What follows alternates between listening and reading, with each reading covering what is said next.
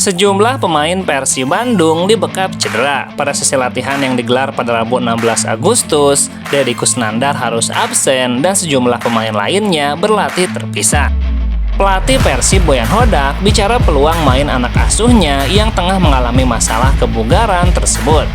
Deddy Kusnandar yang mengalami cedera saat menghadapi Barito Putra diyakini bisa tampil saat menghadapi PSIS pada Minggu 20 Agustus mendatang, tetapi tidak dari menit awal. Deddy mengalami cedera ringan pada otot, saya tidak yakin dia bisa tampil sejak menit pertama, tapi saya percaya dia bisa main di satu babak. Sementara itu, dua pemain lain yang berlatih terpisah adalah David Da Silva dan Teja Pakualam.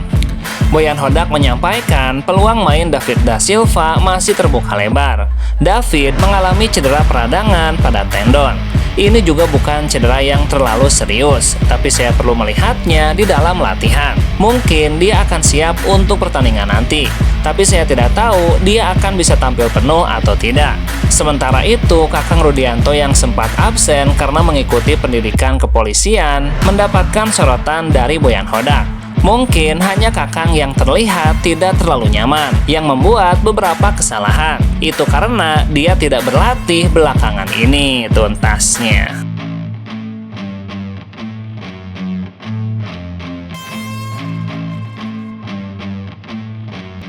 Persib Bandung kembali menggelar latihan rutin yang berlangsung di Stadion Persib Sidolik pada Rabu 16 Agustus.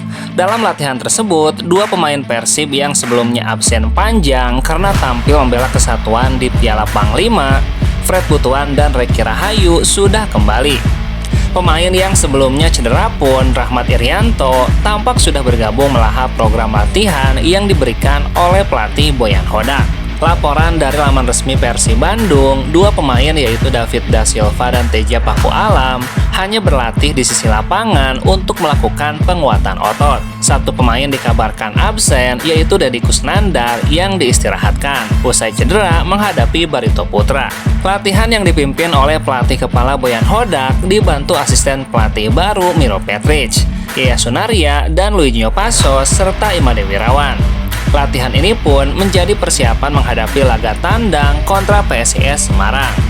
Persib akan dijamu Laskar Mahesa Jenar pada pekan ke-9 pada Minggu 20 Agustus mendatang, tuntasnya.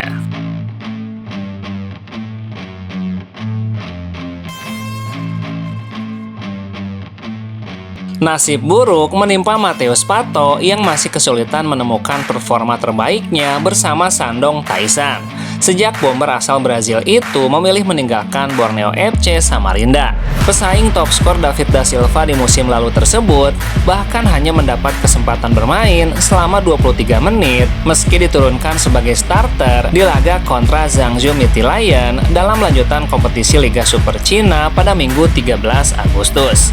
Pada menit ke-23, Pato terpaksa ditarik keluar dan digantikan ex-pemain Manchester United, Morone Fellaini, setelah mengalami cedera pada bagian kaki kirinya. Sejauh ini, Matheus Pato sudah mencicipi 4 kali bermain bersama Shandong Taisan dan mencetak 1 gol yang ia ciptakan lewat tendangan penalti. Sebelumnya, Matheus Pato dilego oleh Borneo FC ke Shandong Taisan dengan nilai transfer yang dirahasiakan. Borneo FC akhirnya memutuskan melepas Matheus Pato ke Shandong Taisan setelah menyetujui proposal penawaran dari klub tersebut. Di Liga 1 musim lalu, Pato menjadi top skor dengan mencetak 25 gol, mengungguli penyerang Persib Bandung David Da Silva, tuntasnya.